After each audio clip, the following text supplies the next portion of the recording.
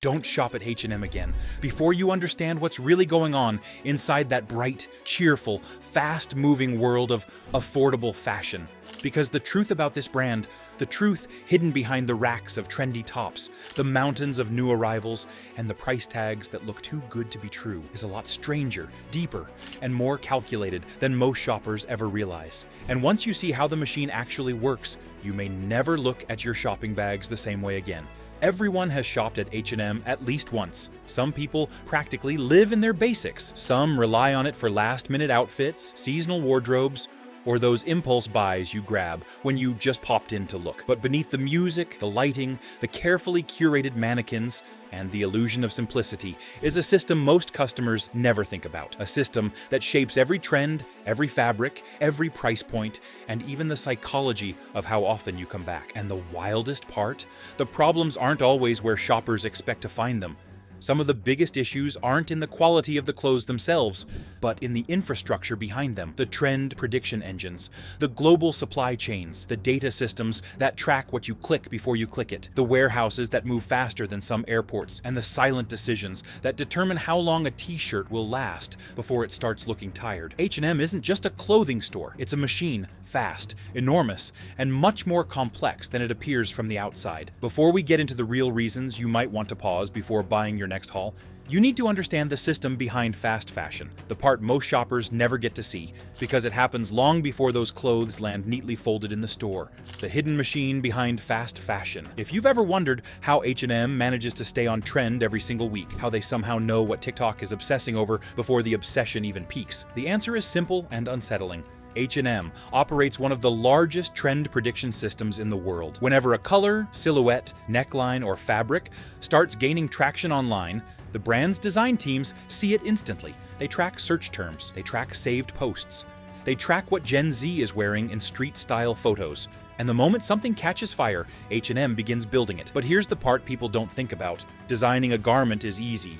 Making millions of them, shipping them across continents, and placing them in stores in just a few weeks is not. That kind of speed requires a system so big, so coordinated, and so relentless that the clothes themselves become secondary. The pace becomes the star of the show. H&M's supply chain runs like an international relay race. One location handles fabric cutting, another handles dyeing, another handles sewing, another handles finishing, another handles packaging, another handles transport. And because the brand spreads production across multiple countries, a single shirt might pass through 4 or 5 different factories before it reaches your hanger. This machine exists for one reason: volume. Volume so big that it becomes invisible to the average shopper. You walk in and see new arrivals. What you don't see is the global machine spinning at breakneck speed to make sure those racks stay full. Even if something breaks along the way, even if quality dips, even if trends change mid-production. And the more you understand how this system works, the more you see how it shapes the clothes themselves, the speed that keeps you coming back. H&M isn't just fast, it's engineered to be addictive.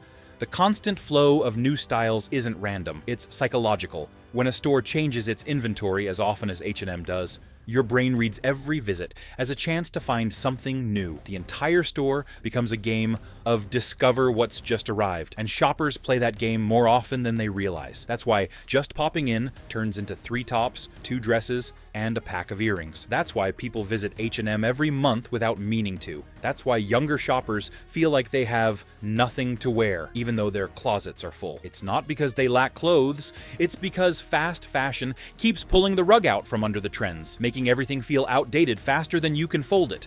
And here's the part most people never stop to consider. Clothes made this quickly aren't designed to last. They aren't built for multi-year wear. They're built to go out of style before they fall apart. That's not an accident. That's the business model. Fast fashion makes its money not from selling quality, but from selling frequency. You don't buy one great pair of jeans and keep it for years. You buy 3 or 4 pairs, each lasting a fraction of the time a higher quality piece would. Not because you want to, but because the clothes are designed to fit that cycle. The shorter the lifespan, the faster you return. The faster you return, the more the machine spins. And the more the machine spins, the more invisible the system becomes, the global network you never see. Most people think clothes travel a straight path, from factory to store. But fast fashion doesn't work like that. It's more like a maze with dozens of rooms and hallways that twist and overlap. H&M works with thousands of factories across Asia, Africa, and Europe. A single order might be split across multiple facilities to meet deadlines. A fabric shortage might force a mid-production factory switch. A viral trend might hijack the design pipeline halfway through. And when that happens, when speed matters more than consistency, the quality of the final garment becomes unpredictable. You can buy a t-shirt one week and love it, then buy the exact same style next month and wonder why it feels thinner, rougher, or slightly off. It's not your imagination, it's the system. And here's the part shoppers never think about. The clothes are moving through this global network, even when they're not being made. Unsold stock shifts from one region to another. Warehouse overflows get shipped to different markets. Items that didn't sell in Europe quietly end up in the US stores. It's a constant shuffling act, a never-ending attempt to outrun excess inventory while staying on trend. The result? A closet full of clothes that look new for about 8 minutes before the fabric loses structure. The seams warp, or the color fades, just enough to annoy you. Not because you did anything wrong, but because the system is built that way. The illusion of the perfect store. Walk into H&M on a good day, and everything looks spotless. Clothes are folded like origami. Mannequins are dressed like they're starring in a Netflix teen drama. Fitting rooms glow. Even the chaos feels curated. But here's the uncomfortable truth. The front of the store is designed to distract you from what's happening behind the scenes. The lighting hides fabric inconsistencies. The music masks the fact that the clothes feel cheaper than they look. The mannequins show you how something should fit, not how it actually does. And because the space looks organized, customers assume the rest of the system is too. But the real story, the one most shoppers never see, is what happens behind those swing doors in the back. The world behind the swing doors. Behind those backroom doors, the entire illusion shifts. The shelves disappear. The polished facade dissolves. And suddenly you're standing in a completely different version of H&M. The version customers were never meant to see. The air feels heavier. The lighting turns flat and fluorescent. Clothing is jammed tightly on rolling racks. Sleeves tangled together like they're clinging on for dear life. Boxes are stacked unevenly, half open, stuffed with garments that arrived too fast, too crushed, too inconsistently made to ever match the perfection of the store floor. This is the part of H&M that doesn't show up in the commercials. The section where rushed production manifests physically, where tiny details that were invisible on the hanger suddenly appear under harsh lighting. Stitching that wanders, hems that curl, fabrics that pill before they're even sold. It's the place where the fast in fast fashion becomes unmistakable. Not because the workers here aren't doing their jobs, but because the system itself is moving at a pace no human could realistically keep up with. Every time a new trend goes viral online, the backroom gets buried a little deeper, under boxes nobody was expecting until the truck rolled up. What's wild is how normal this setup is in fast fashion chains. It's not chaos by accident, it's chaos by design. The entire machine is built to operate at speed, and speed always leaves a mess behind. Staff are trained not to question the pace, only to keep up with it. If the store floor is the polished hotel lobby, the back room is the boiler room. Loud, hot, overcrowded, always one glitch away from unraveling. And this boiler room energy doesn't stay in the back. It travels through the clothes right into the hands of the shopper. The clothes that aren't built to stay beautiful. One of the biggest secrets of fast fashion is that durability is no longer the goal, it's the risk.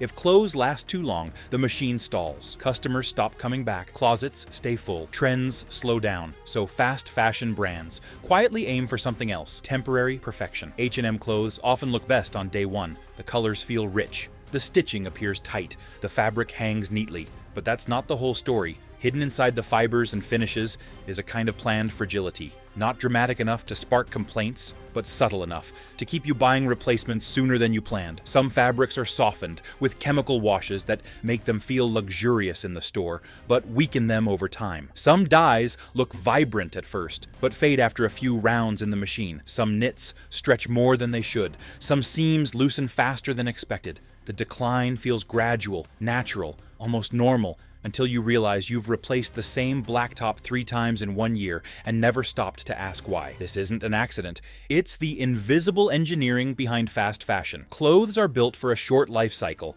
because the brand depends on constant circulation. And once you recognize that pattern, it becomes impossible not to see the difference between clothing that's meant to stay with you and clothing that's meant to pass through you like a trend with a pulse. The trends that move faster than style should. Something strange has happened to fashion in the last decade, and H&M helped make it possible. Trends used to last years, then seasons. Now they barely last a month. A micro trend hits TikTok at 7 p.m. and by the time you wake up the next morning, the algorithm has already swapped it out for something newer. Fashion stopped being cyclical. It became disposable. H&M thrives in this environment because it doesn't just follow trends, it chases them at breakneck pace. Designers create silhouettes they expect to fade. Buyers choose fabrics, knowing they only need to survive a few wears. Even the marketing feels temporary, as if the brand knows today's look will be tomorrow's clearance rack. The psychological trick is powerful. When trends die quickly, customers feel like their clothes have expired even when they're still perfectly wearable. You're not throwing out a top because it's ruined. You're throwing it out because the platform that convinced you to buy it has already moved on.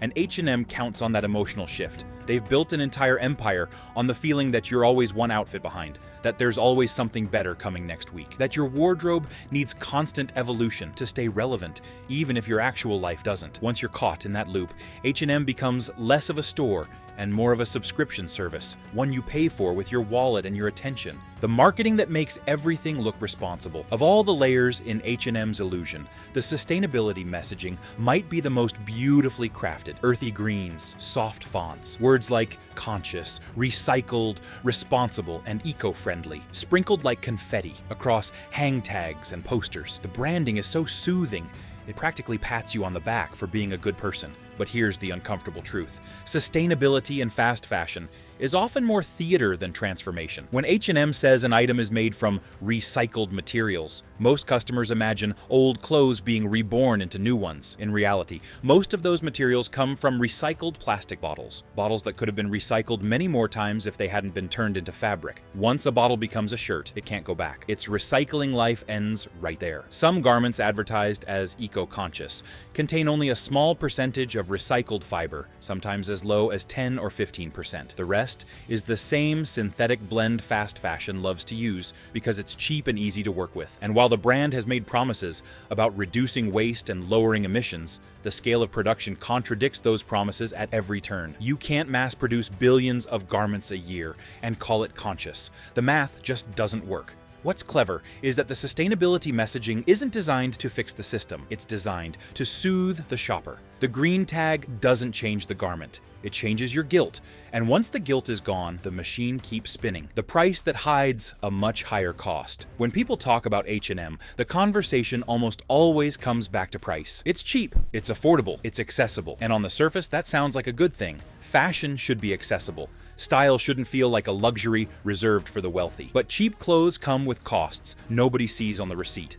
There's the environmental cost of producing garments at high speed, the labor cost of factories operating under pressure, the psychological cost of feeling like you always need more to stay up to date, and the long-term financial cost of buying replacements far more often than you would if the clothes were built to last. The price tag in the store is only the opening bid. The real payment comes later, and this is where things start to get even more complicated. Because the story of H&M isn't just about clothes or trends or sustainability claims, it's about what happens when an entire industry builds itself on speed, illusion, and volume, and what that means for the consumer standing in front of the mirror, holding a shirt that looks beautiful today, but may not look beautiful for long. The system that keeps growing, even when it shouldn't. As the industry shifts, something unusual has happened inside H&M, something most shoppers never think about. The brand hasn't just grown in stores and online, it has grown sideways, diagonally, upward, outward, in every direction imaginable. H&M has quietly become a constellation of sub-brands, experiments, collaborations, and side projects designed to keep the machine expanding even when the original engine starts showing its age. Think about it. A brand doesn't create COS and Other Stories, Monkey, Arket, Selfie, Weekday, and dozens of micro internal labels just for fun. They create them because they're trying to capture customers the main brand is losing. When a business starts breaking itself into smaller pieces, it's usually because the core is straining under its own weight. And that's exactly what's happening. H&M's empire isn't an empire of clothing. It's an empire of options, endless choices, endless micro-styles, endless variations of the same jeans, the same top, the same dress, not because shoppers need endless choice, but because the brand needs endless momentum. The more lines they launch, the more they keep you inside their ecosystem, drifting from style to style, collection to collection, trend to trend. And the wildest part? Each new brand solves a problem H&M created in the first place, but in a different costume. And Other Stories says, we're higher quality. COS whispers, we're minimalist and premium. Monkey shouts, we're quirky and young. Weekday leans into streetwear. Arket pretends it's a lifestyle brand. Sellpy preaches sustainability by reselling secondhand items, conveniently including H&M's own cast-offs. It's not diversity, it's insulation, a network built to keep you inside the loop even if you fall out of love with the main brand. And when a brand spreads itself across that many identities, something vital gets lost: accountability. It becomes harder to track what comes from where. Harder to understand what standards apply to which sub-brand. Harder to question the system when the system is now a swarm of different faces. This is the part of the story most shoppers never notice, not because they don't care, but because the illusion is so beautifully engineered that it feels natural. It feels like choice, when it's really strategy. The inventory problem no one talks about.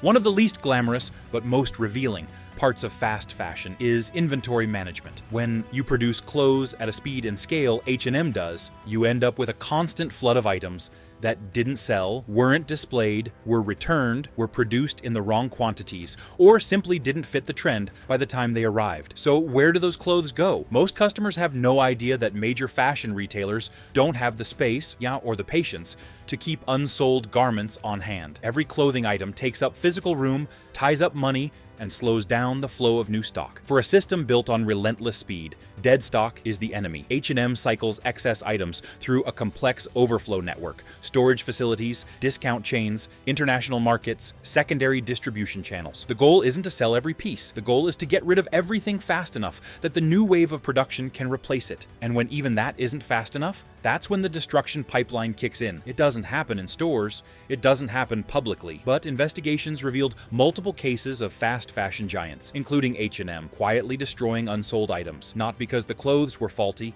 but because the system couldn't afford the backlog. When fashion becomes disposable, unsold fashion becomes a burden, and that burden has to go somewhere. The colors, the fabrics, and the details that reveal everything. If you really want to understand H&M, you don't look at the billboards, you look at the details. The elements so small, most shoppers never think twice about them. The way a color shifts slightly after washing, the way a neckline stretches faster than expected, the way a button placement feels just a bit off. These tiny signals tell the story of fast fashion engineering. Here's something most people don't know. The cheaper the production, the more unpredictable the color. Dye lots vary when factories rush. Fabrics from different suppliers absorb pigment differently. Two tops in the same shade might look identical in the store and noticeably different after a few washes, not because you cared for them incorrectly, but because the system behind them doesn't prioritize chromatic consistency the way traditional fashion houses do. And then there's fabric feel. H&M garments often feel soft in store, not because the fibers are naturally soft, but because finishing chemicals temporarily smooth them. It's similar to using conditioner on damaged hair. It feels nice for a moment, but the softness fades fast. Patterns, too, reveal something deeper. Garments are designed digitally, not draped. Instead of slow, careful pattern making, fast fashion designs are often drafted as quickly as possible to keep up with trend cycles. The result? Clothes that look perfect on mannequins but behave differently on real human bodies. Sleeves that twist, shoulders that shift, waistlines that feel slightly too high or too low, depending on the batch. These aren't mistakes. They're the fingerprints of a system built on speed, the weird economics of affordable fashion. H&M taught the world to believe that cheap clothes equal accessibility, but what looks like empowerment on the surface hides a strange economic loop beneath it. When clothes are this inexpensive, people buy more. When people buy more, they wear each item less. When they wear items less, they don't learn to care for them. When they don't care for them, they deteriorate faster. And when they deteriorate faster, they need replacements. Cheap clothes create expensive habits. It's a cycle that doesn't look dangerous because it feels normal, but the invisible cost creeps in quietly. The money spent on endless small purchases, the closet full of items that never become favorites, the inability to build a dependable wardrobe because everything feels temporary. It's not that H&M wants to make bad clothes. It's that the system their business relies on has made temporary the default, the consumer who doesn't know they're part of the machine. One of the strangest truths about H&M is that customers are not just buying from the system, they are fueling it. Every trend you wear, every item you return, every haul you post online, every click you make on the website feeds back into the data engine that determines what H&M makes next. H&M doesn't design clothes for who you are. They design clothes for who you appear to be through your data. If oversized blazers spike for 3 days, production lines adjust. If crochet tops trend for a week, patterns start drafting. If a color goes viral on TikTok, H&M follows like a shadow.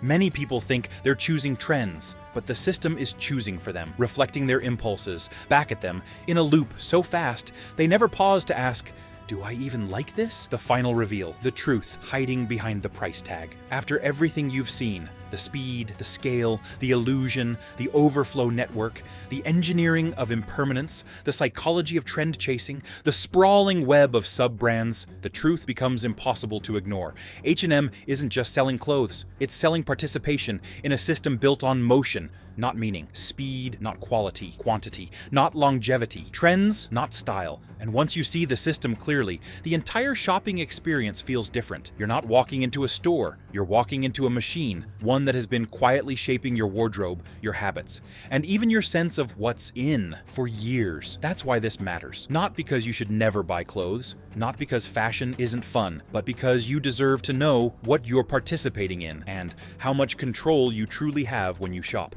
So the next time you're standing under those bright lights, looking at a top that feels like a bargain, pause. Look past the price, look past the tags, look past the illusion. Ask yourself whether you're buying something that will actually earn a place in your life, or something designed to leave your closet almost as quickly as it entered. If this opened your eyes, even a little, make sure you like this video so more people can understand what's really happening behind the trends they follow. Subscribe if you want more deep dives into the stories big brands never want you to hear. And tell me in the comments, what part of this shocked you the most? What brand should we expose next?